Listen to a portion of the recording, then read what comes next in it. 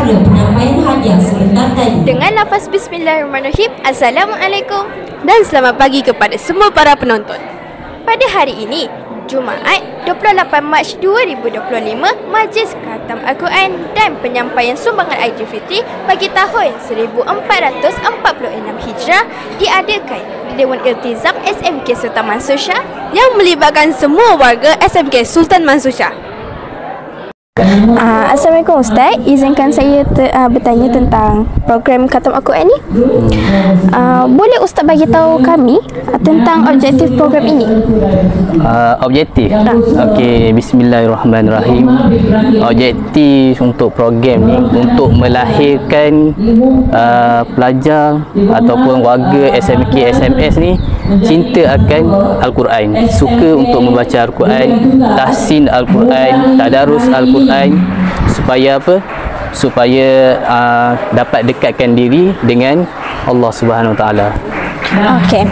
Seterusnya, apa aktiviti sepanjang bulan Ramadan yang diadakan? Alhamdulillah, aktiviti sepanjang bulan Ramadan ni, yang pertama sekali kita buat tahsin Al-Quran dengan tadarus Al-Quran, supaya tahsin tu dapat memperbaiki bacaan Al-Quran para pelajar, dan tadarus tu kita buat juga untuk pelajar yang boleh baca Al-Quran, serta ada juga tadarus daripada guru-guru, rakan guru-guru, rakan pentadbir untuk menjayakan program ni. Okey, baik. Okey, last sekali, Ustaz rasa, pada pendapat Ustaz lah, patut ke program ini diteruskan pada tahun-tahun yang dapat? Pada pendapat saya lah, kan, untuk program ni patut diteruskan. Kerana apa? Bulan Ramadan ni adalah bulan yang sangat Allah SWT bagi pahala yang sangat-sangat banyak dan berganda.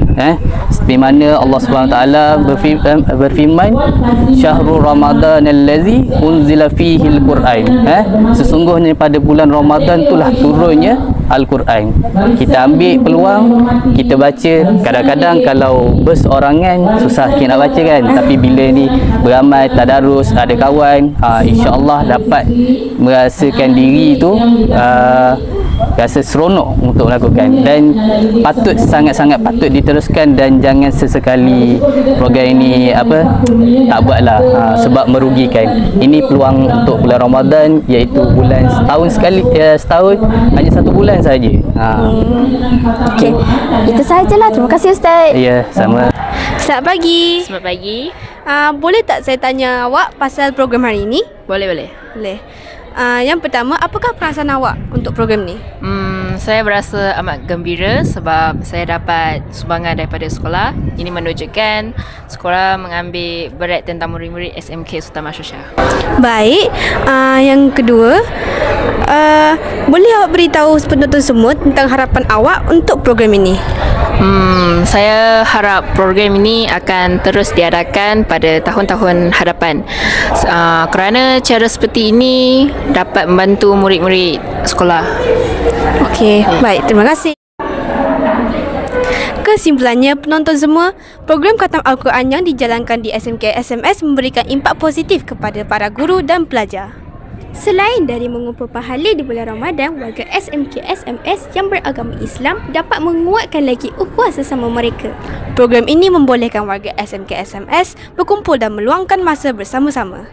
Harapnya program ini akan diadakan setiap tahun. Terima kasih kerana menonton.